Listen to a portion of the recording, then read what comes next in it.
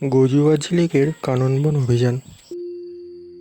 পদ্মাবন নামক এক বনে বাস করত দুই বন্ধু, হাতি গজু ও হরিণী ঝিলিক।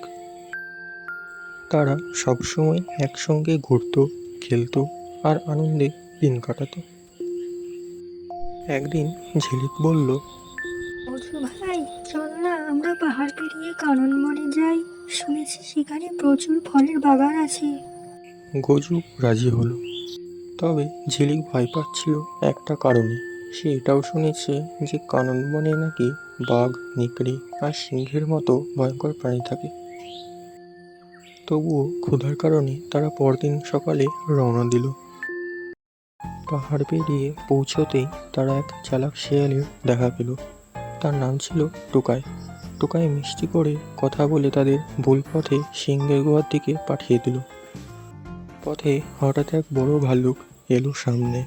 তার নাম বলু। সে তাদের সতর্ক করে বলল, টোকাই তোমাদের ফাঁদে ফেলেছে। এই পথে গেলে তোমরা সিংহরাজার হাতে ধরা পড়তে। তোমরা বরং ওদিকে যাও, ওখানেই ফলের বাগান আছে।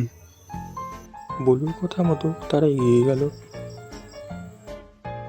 এবং এক বিশাল ফলের বাগানে পৌঁছে গেল। গজু আর ঝিলিক খুশিতে মেতে উঠল, কিন্তু হঠাৎ গর্জন শুনে তারা কেঁপে উঠল। সামনে এসে দাঁড়ালো সিংহ দুর্জয়। সে বলল, এই বাগান আমার, তোমরা এখন আমার শিকার।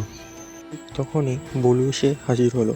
সে সিংহ রাজাকে থামিয়ে বলল, এরা নতুন অতিথি, জঙ্গলের নিয়ম অনুযায়ী তুমি এনে শিকার করতে পারো না। দুর্জয় একা তিনজনের মুখোমুখি হওয়ার সাহস পেল না, তাই সে রাগে গর্জে চলে গেল। গজু আর ঝিলিক বেঁচে গেল। তারা কৃতজ্ঞতায় বলুকে ধন্যবাদ দিল।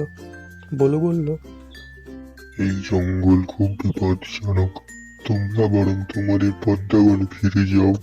তারা উপদেশ মেনে নিরাপদে ফিরে গেল নিজেদের বনে। আর সেই দিন থেকে বুঝলো অচেনা জায়গায় সাবধানে থাকা সব থেকে বড় বুদ্ধি।